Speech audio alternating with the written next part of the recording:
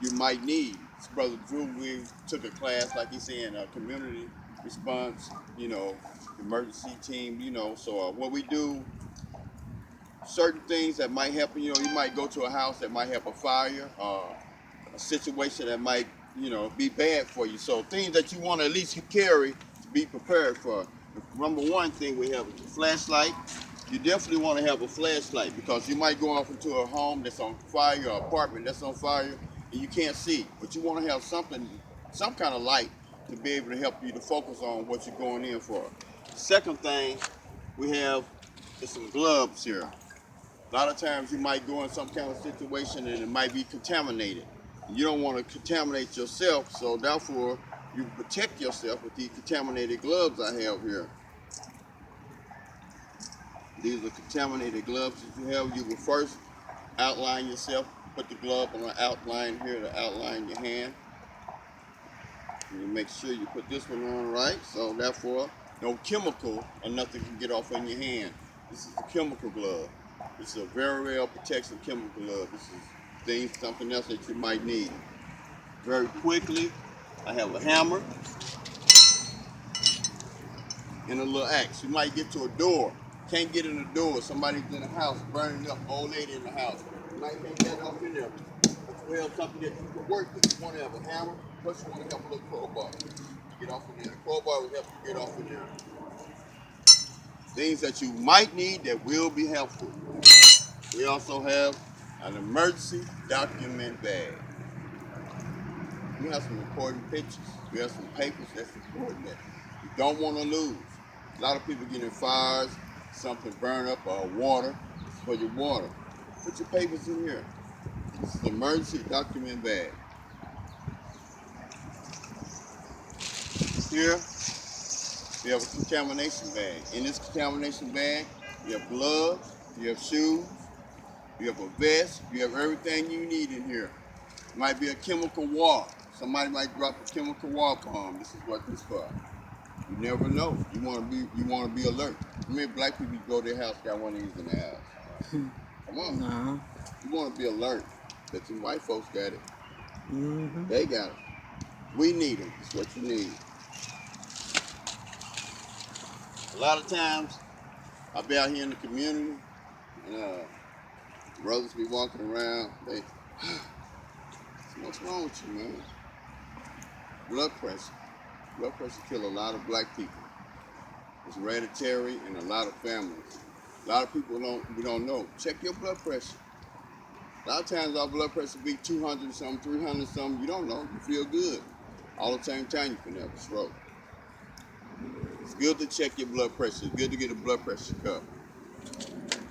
Cigarette lighter. You never know. You might need a cigarette lighter in this situation. Just have a lighter on hand. Have a cigarette lighter. Well, that's my little reputation by now. I want to turn it over to Brother Drew, another comrade of mine who taught me a lot of this, and Black Power family. Black Power. Yeah, I just like to say something. Zulu was pointing out the contamination suit.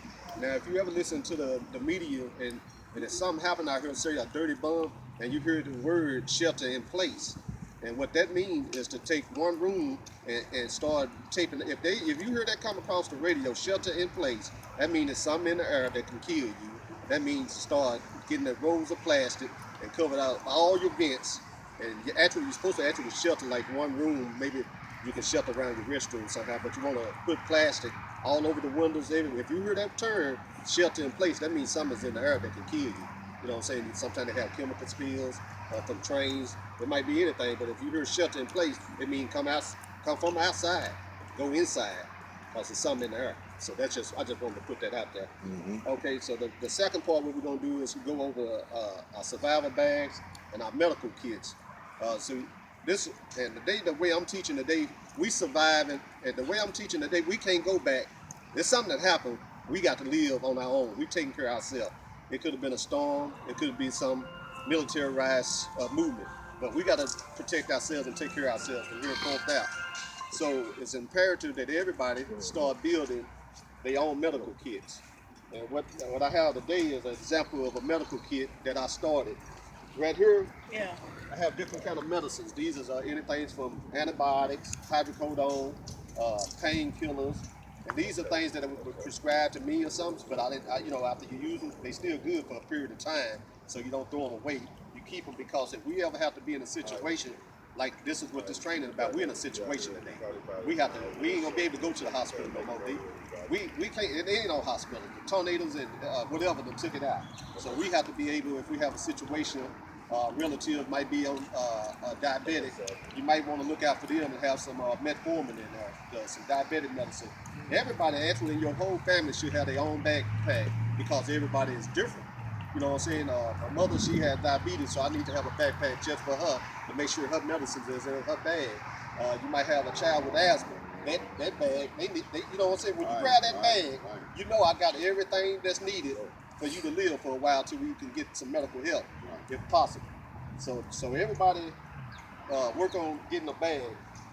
I keep a plastic sack. This here comes in handy for a few reasons. If you're out in the woods and come across a cabin, this could be your toilet if you have to be. You know, I've been on some people's house with the water off, and I can't believe they did that. You know what I'm saying, like that. But if they knew how to use the restroom in the house, you don't want that stuff is a biohazard. If they put this over their toilet seat, put some newspaper in there, they could have used the restroom, had your little water bottle, you could have put your urine in there, dump it all up, tie it up, get rid of it, put it out anywhere. Don't leave that stuff in the house, though, because especially in the summertime, you damn sure don't want that in there in the summertime, because heat and bacteria don't mix. So we'll go over some things in the medical bag that you're gonna need.